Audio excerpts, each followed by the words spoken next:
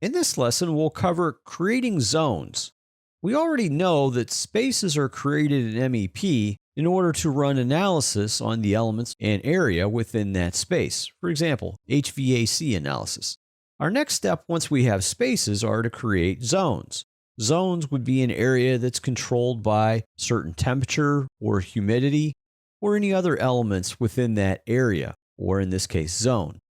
So looking at my model, I want to create different zones based on the different spaces within this model. So I could probably say Office 1, Office 2, and Office 3 is a zone because I want all three of those to have a central or a common temperature control.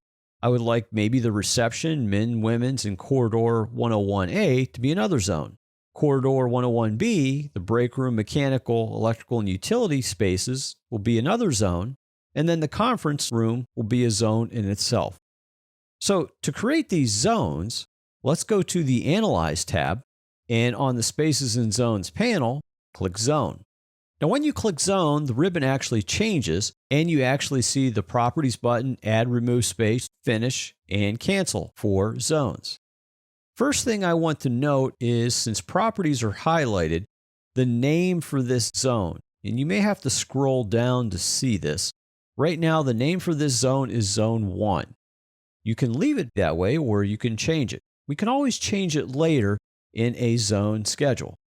So to add a space, in this method, click Add Space if it's not already selected, and then simply move over the spaces you want to add to this zone and click.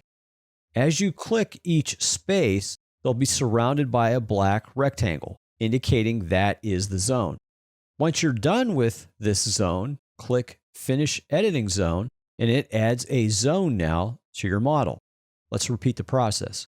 Go to the Analyze tab again, click Zone, verify Add Space is selected, note the name is Zone 2, and now we'll select everything at the front of the building.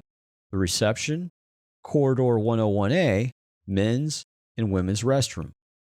Finish editing. Repeat again, click Zone.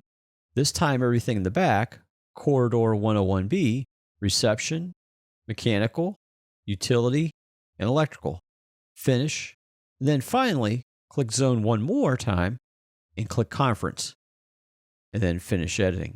And what we've created now are 4 zones inside of our building.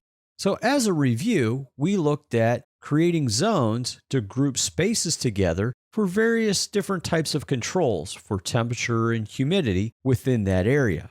Now, the method we used to create zones was we went to the Analyze tab, clicked Zone, and then started to click the different spaces we wanted to add to that zone. We also looked at the properties by being able to change the name of that zone.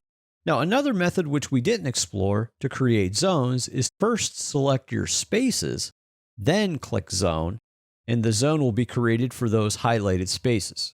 But the method we used was more of the manual method of clicking Zone and then picking the spaces you want to add to that zone.